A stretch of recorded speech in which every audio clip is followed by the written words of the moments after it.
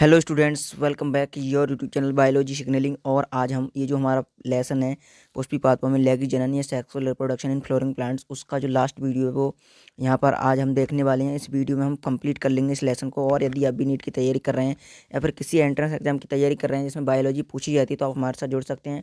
हम बायोलॉजी के जो टॉपिक हैं वो उन पर वीडियो लाते रहते हैं, चाहे वो टॉपिक 12th MSc BSc या किसी भी कोर्स के लिए हो। मत वो यदि सब्जेक्ट आपका बायोलॉजी है तो हम उसके लिए वीडियो लाते रहते हैं और आप हमारे साथ जुड़ सकते हैं। तो चलिए देर न करते हैं, वीडियो को शुरू करते हैं। तो देख लेते हैं, जैसे कि आपने थंबनेल में देख ही लिया है, आज हम बात करने वाले हैं डबल फर्टिलाइजेशन या फिर दोहरा निषेचन के बारे में। डबल फर्टिलाइजेशन या दोहरा निषेचन इसको बोला जाता है, क्यों बोला जाता है उसकी बात हम इसमें करने वाले हैं। तो ध्यान से आपको इसे समझना है। तो देखते हैं। सबसे पहले यदि हम बात करें इसमें, ये जो आपको दिखाई दे रहा है ऊपर, ये क्या है? परागकण है। और ये स्ट्रक्चर आपको दिखाई दे रहा होगा, ये स्ट्रक्चर हमारा कह सकते हैं जयांग का या फिर स्त्री केसर का, जयांग या फिर स्त्री केसर। और इस स्त्री केसर में ये जो सबसे ऊपर वाला भाग है ये होता है हमारा स्टिग्मा, जैसा कि हमने पहली वीडियो में बताया था। ये होता है स्टाइल या इसको वर्तिका कहते हैं। और ये वाला होता है उभरा हुआ भाग होता है ओवरी या फिर अंडाशय, ये जो ओवरी या फिर अंडाशय होता है। अब इसमें ये जो परागकण है, इस परागकण में क्या होता है? एक बाह्य, हम कह सकते हैं एक्साइन होती है और एक इंटाइन होती है। तो जो इंटाइन होती है ये पराग नलिका के रूप में अंदर की तरफ प्रवेश करती है और पराग नलिका बढ़ती जाती है। इस पराग नलिका में क्या होता है? ये जो पराग नलिका होती है, इस पराग नलिका में दो मेल गैमेट होते हैं। पराग नलिका में क्या होते हैं? दो मेल गैमेट या दो नर युग्मक, टू मेल गैमेट। और दो मेल गैमेट ये सिनर्जिड, ये सहायक कोशिकाएं जो होती हैं उनकी साइड से अंदर की तरफ प्रवेश करते हैं। और अंदर की तरफ प्रवेश करने के दौरान दोनों जो हम कह सकते हैं नर युग्मक होते हैं वो रिलीज कर दिए जाते हैं। इसमें से एक नर युग्मक जो होता है, इन दोनों में से एक नर युग्मक, दोनों नर युग्मक में से एक नर युग्मक जो मध्य में अंड कोशिका होती है, एग सेल, उसके साथ फ्यूज होता है और फ्यूज होकर बनाता है जाइगोट। और दूसरा नर युग्मक इस द्वितीयक केंद्रक के साथ फ्यूज होता है या पोलर न्यूक्लियाई के साथ फ्यूज होता है। PN मतलब पोलर न्यूक्लियाई, जो पहले से 2N होता है उसके साथ फ्यूज होता है। और क्या बनाता है? पेन बनाता है। पेन होता है 3N या त्रिगुणित पेन मतलब प्राइमरी एंडोस्पर्म न्यूक्लियस, ये हम कह सकते हैं भ्रूणपोष, प्राथमिक भ्रूणपोष केंद्र का क्या है? निर्माण करता है। आगे देखते हैं। अब यहाँ हम देख पाएंगे कि एक जो मेल गैमेट होता है वो फीमेल गैमेट या हम कह सकते हैं एग सेल के साथ फ्यूज होता है। इस क्रिया को हम सिनगैमी कहते हैं और इससे बनता है जाइगोट। इस क्रिया को हम क्या कहते हैं? सिनगैमी। इससे क्या बनता है? जाइगोट बनता है। इसी प्रकार यदि हम बात करें यहाँ पर, तो इसमें क्या होता है? 2N जो हमारे पास पोलर न्यूक्लियाई होता है, 2N मध्य में पोलर न्यूक्लियाई होता है, जैसा कि अभी मैंने आपको बताया भी था। ये वाला जो पोलर न्यूक्लियाई होता है इसके साथ जुड़ता है एक नर युग्मक। और ये जब इसके साथ जुड़ेगा, ये पहले से 2N है, ये कैसा है आप देख पा रहे होंगे, 2N है पहले से। तो जब ये 2N पोलर न्यूक्लियाई है और मेल गैमेट इसके साथ जुड़ता है तो इस क्रिया को हम त्रिसंलयन कहते हैं। और इससे बनता है PEN, PEN, primary endosperm nucleus, ये प्राथमिक भ्रूणपोष केंद्रक या प्राथमिक भ्रूणपोष केंद्रक।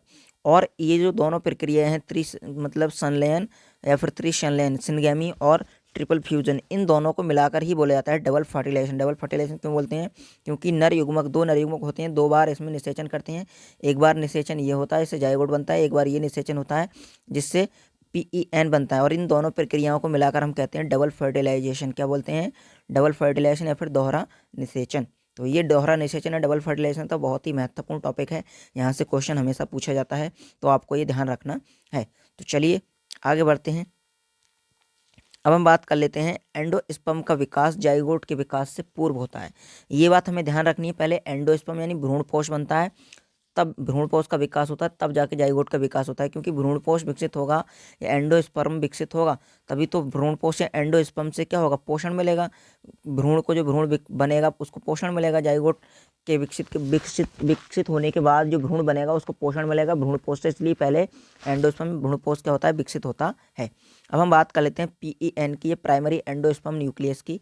तो प्राइमरी एंडोस्पर्म न्यूक्लियस की यदि हम बात करें तो on the basis of development there is 3 types of PEN, यानी पेन जो होता है मुख्यतः 3 प्रकार के होते हैं इनके विकास के आधार पर। तो पेन के प्रकार की यदि हम बात करें या प्राइमरी एंडोस्पर्म न्यूक्लियस के प्रकार की यदि बात की जाए तो आप देख पाएंगे 3 प्रकार का होता है। पहला होता है हमारा फ्री न्यूक्लियर एंडोस्पर्म या स्वतंत्र केंद्रकीय भ्रूणपोष। दूसरा हो जाएगा सेलुलर एंडोस्पर्म, कोशिकीय भ्रूणपोष। और तीसरा हो जाएगा हीलोबियल भ्रूणपोष। इसमें यदि बात करें विकास के समय फ्री न्यूक्लियर डिवीजन, यानी इसमें क्या होता है, केवल न्यूक्लियर डिवीजन होता है। केवल न्यूक्लियर डिवीजन होने का अर्थ ये है कि जैसे ये हमारे पास एक हम कह सकते हैं भ्रूणपोष है, और इस भ्रूणपोष में केंद्रक है, उसके बाद क्या होगा, इसमें मल्टीपल केंद्रक बन जाएंगे। केवल न्यूक्लियर डिवीजन होगा, और न्यूक्लियर डिवीजन होने के बाद ये जो स्ट्रक्चर है वो बन जाएगा मल्टी न्यूक्लिएटेड। और मल्टी न्यूक्लिएटेड होने के बाद सबसे लास्ट में जाकर अंत में क्या होगा, अंत में जाकर ये जो न्यूक्लियस होंगे, इन न्यूक्लियस के चारों ओर क्या होगा, भित्ति का निर्माण होगा। और ऐसा जो न्यूक्लियस होगा या ऐसा जो भ्रूणपोष होगा, PEN होगा, उसको हम बोलेंगे फ्री न्यूक्लियर। फ्री न्यूक्लियर क्यों बोलेंगे, क्योंकि इसमें पहले न्यूक्लियर डिवीजन होते हैं। इसके उदाहरण की बात की जाए तो इसका उदाहरण हो जाएगा नारियल पानी, यानी कोकोनट वाटर। ये इसका क्या हो जाएगा, उदाहरण हो जाएगा फ्री न्यूक्लियर एंडोस्पर्म का, फ्री न्यूक्लियर एंडोस्पर्म। वहीं हम सेलुलर की बात करें, जैसा कि इसका नाम है सेलुलर, इसमें क्या होता है, प्रत्येक कोशिका विभाजन से पहले केंद्रक विभाजन होगा। और उदाहरण के लिए हो जाएगा वाइट पार्ट ऑफ कोकोनट, हम कह सकते हैं कोकोनट गिरी, जो कोकोनट का वाइट वाला पार्ट होता है उस वो क्या है, इसका उदाहरण है। इसमें क्या होता है, जैसे ये हमारे पास एक स्ट्रक्चर है, इसमें एक ये केंद्रक है। आगे चलकर जब इसमें विभाजन होगा तो 1 से 2 बनेंगे, उसके साथ साथ क्या होगा, इसमें कोशिका भित्ति का निर्माण शुरू हो जाएगा। फिर 2 के बाद 4 बनेंगे, 1 से 2, 2 से 4। अब जो 4 हमारे पास बने तक कोशिका भित्ति क्या होता है, विभाजन साथ साथ होता है, केंद्रक के साथ साथ केंद्रक विभाजन हुआ, उसके साथ साथ कोशिका भित्ति का विभाजन होता है। और वहीं हम हीलोबियल की बात करें तो हीलोबियल में क्या होता है, हीलोबियल में हमें देखने को मिलता है कि इस प्रकार का जो न्यूक्लियस होता, इस प्रकार का जो एंडोस्पर्म होता है, उस एंडोस्पर्म में क्या होगा कि पहले तो स्टार्टिंग में क्या होगा, जैसे ये हमारे पास केंद्रक है, स्टार्टिंग में तो इसमें क्या होगा, एक केंद्रक के साथ कोशिका भित्ति का विभाजन होगा। लेकिन उसके बाद क्या होगा, उसके बाद केवल केंद्रक विभाजन होगा दोनों की तरफ, इस प्रकार से केंद्रक विभाजन होंगे। और इसको हम बोलेंगे हीलोबियल। ये क्या होता है, सेलुलर और फ्री न्यूक्लियर दोनों के मध्य की अवस्था होती है, इसको हीलोबियल बोलते हैं। इसका उदाहरण हो जाएगा हमारा बिलार्सिया, इसका एक एग्जाम्पल होता है, वो इसका उदाहरण हो जाएगा। तो ये इस प्रकार से पेन क्या होते हैं, 3 प्रकार के होते हैं, आपको ये ध्यान रखना है। चलिए आगे देखते हैं, आगे हम बात कर लेते हैं डेवलपमेंट ऑफ जाइगोट, यानी जाइगोट की डेवलपमेंट की बात करते हैं। जाइगोट का डेवलपमेंट कैसे होता है, तो इसके डेवलपमेंट की यदि हम बात करें, जाइगोट का जो डेवलपमेंट होता है या युग्मनज का विकास, तो ये क्या है, माइक्रोटिक डिवीजन, समसूत्री विभाजन होता है इसमें। और समसूत्री विभाजन होने के दौरान आप देख पाएंगे कि जो हमारे पास जाइगोट होता है, वो जाइगोट सबसे पहले 2 सेल्ड स्टेज में परिवर्तित होता है, यानी विभाजन होता है। उसके बाद उसका स्ट्रक्चर कुछ इस प्रकार से होता है। ये हम जो डेवलपमेंट है जाइगोट का बात कर रहे हैं, जो हमारे एंजियोस्पर्म होते हैं उनकी बात कर रहे हैं, डाइकोट्स की। उसके बाद ये ग्लोबुलर फेस आती है, जो ग्लोबुलर फेस क्या होती है, मोनोकोट और डाइकोट में दोनों में क्या होती है, सेम होती है, यानी समान होती है, ऐसे ही दिखेगी 16 कोष की अवस्था। उसके बाद आती है हमारी हार्ट शेप्ड या हृदयकार अवस्था, भ्रूण की क्या होती है, हृदयकार अवस्था। और ये जो हृदयकार अवस्था होती है हमें केवल डाइकोट में देखने को मिलती है, जबकि ये मोनोकोट में देखने को नहीं मिलती है। और उसके बाद ये जो हृदयकार अवस्था है ये परिवर्तित होती है हमारी इस प्रकार से एक मैच्योर एम्ब्रियो में। और ये जो मैच्योर एम्ब्रियो है, इसको आप यहाँ देख पाएंगे, डाइकोट का जो मैच्योर एम्ब्रियो है ये है, इस प्रकार से मैच्योर एम्ब्रियो बनता है। और इस एम्ब्रियो में यदि हम बात करें, ये वाला जो स्ट्रक्चर होता है इसको हम बोलते हैं प्लोम्यूल, या हम प्रांकुर कहते हैं। प्रांकुर क्या होता है, प्रांकुर की वृद्धि से तना बनता है या पत्ती बनती है, यानी ये क्या करता है, कुल मिलाकर जो हमारा प्ररोह वाला पार्ट है उसको बनाता है, प्ररोह या फिर शूट, जिसमें पत्तियां, तना, पुष्प ये सब आते हैं। वहीं यदि हम बात करें, ये जो स्ट्रक्चर आपको दिखाई दे रहे हैं, ये क्या होते हैं, 2 बीजपत्र कोटाइलिडेंस होते हैं, जो कि करते हैं न्यूट्रिएंट्स रिजर्वायर होते हैं, इनमें न्यूट्रिएंट्स भरा होता है। जब इससे पौधा बनता है भ्रूण से, तो उस दौरान क्या होता है, उसको पोषण देने का काम करते हैं अंकुरण के दौरान। और उसके बाद उसमें पत्तियां बन जाती हैं, फिर वो डिपेंडेंट हो जाता है फोटोसिंथेसिस पर।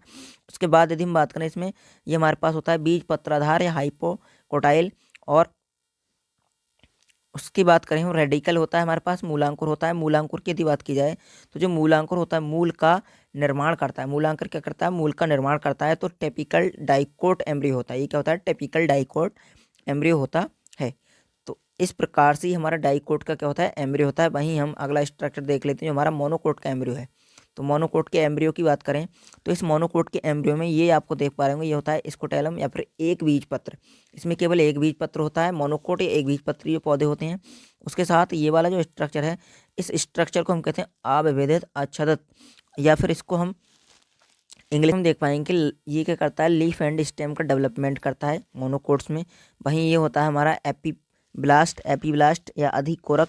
और नीचे दे रखा है हमारा रेडिकल या फिर, और ये रेडिकल या रूट कैप। और ये क्या बनाते हैं हमारे, ये बनाते हैं रूट सिस्टम का निर्माण करते हैं। रूट सिस्टम का निर्माण होता है कोलियोराइजा से, क्या होता है रूट सिस्टम बनता है, रूट सिस्टम का निर्माण होता है, आपसे पूछा जा सकता है, तो आपको ये बातें ध्यान रखनी है। चलिए आगे बढ़ते हैं, आगे बढ़ते हैं और देखते हैं हम। अब हम बात कर लेते हैं प्री फर्टिलाइजेशन और पोस्ट फर्टिलाइजेशन स्ट्रक्चर। तो प्री फर्टिलाइजेशन स्ट्रक्चर की यदि हम बात करें और पोस्ट फर्टिलाइजेशन, प्री मतलब पहले और पोस्ट मतलब बाद में, फर्टिलाइजेशन मतलब निषेचन से पहले की संरचना और निषेचन के बाद किसमें परिवर्तित होती है। तो जो एम्ब्रियो होता है प्लांट का, वो एम्ब्रियो परिवर्तित होता है फ्रूट में यानी फल में, और ओव्यूल यानी बीजांड परिवर्तित होता है बीज में, और इंटेगुमेंट यानी बीज आवरण जो होते हैं वो परिवर्तित होते हैं सीड कोट या फिर चोल में, बीज चोल कह सकते हैं इसको, या फिर माइक्रोपाइलर जो एंड होता है वो परिवर्तित हो जाता है O2 और H2O के प्रवेश द्वार के रूप में, ये छिद्र के रूप में एक रहता है न्यूसेलस या फिर बीजांड का। तो पेरी स्पर्म के रूप में अपभ्रष्ट के रूप में बचा रहता है, जबकि कुछ में क्या होता है नष्ट हो जाता है। ब्लैक पेपर वीट वीट में क्या होता है न्यूसेलस प्रेजेंट होता है, तो ये ध्यान रखना है, ब्लैक पेपर और वीट में क्या होता है न्यूसेलस प्रेजेंट होता है, फिर उपस्थित रहता है। बाकी में कुछ में क्या कह सकते हैं अपभ्रष्ट के रूप में क्या हो जाता है, पेरिस्पर्म के रूप में अपभ्रष्ट रहता है। चलिए आगे देखते हैं। अब हम बात करते हैं इसके बीज निर्माण की बात करें तो बीज निर्माण में एक निष्क्रिय अवस्था होती है। बीज निर्माण होने के बाद जिसको बीज प्रसुप्तता या सीड डोरमेंसी कहते हैं, और उसके बाद उसके बीज अंकुरण की प्रक्रिया प्रारंभ होती है। जब उसका अंकुरण का समय आता है तो सीड जर्मिनेशन के दौरान क्या होता है जल और O2 आवश्यक होती है, H2 और O2 की आवश्यकता होती है सीड जर्मिनेशन के दौरान। और इसके बाद यदि हम बात करें ये जो सीड होता है हमारा सीड, ये जो सीड होता है सीड या फिर बीज की यदि हम बात करें, इसके लिए 10 से 15% आर्द्रता या नमी की आवश्यकता होती है। वहीं सिग्निफिकेंस ऑफ सीड की बात करें या सीड्स का महत्व, तो सीड्स का महत्व क्या होता है, बीज प्रकीर्ण में हेल्प करते हैं। ये बीज क्या होते हैं प्रकीर्ण में, डिस्पर्जल का अर्थ होता है नया आवास, यानी यहाँ से एक प्लांट है और इस प्लांट के जो सीड्स हैं वो सीड्स क्या होंगे जल के साथ वायु के साथ एक स्थान से, या कोई व्यक्ति आता है दूसरे देश लेकर जाता है तो उसका डिस्पर्सल हो पाएगा। बाकी वो इतने बड़े वृक्ष को यहाँ से या ट्री को नहीं ले जा सकता ना वहाँ तक, तो इससे क्या होगा उसको नया आवास मिलेगा बीज की सहायता से।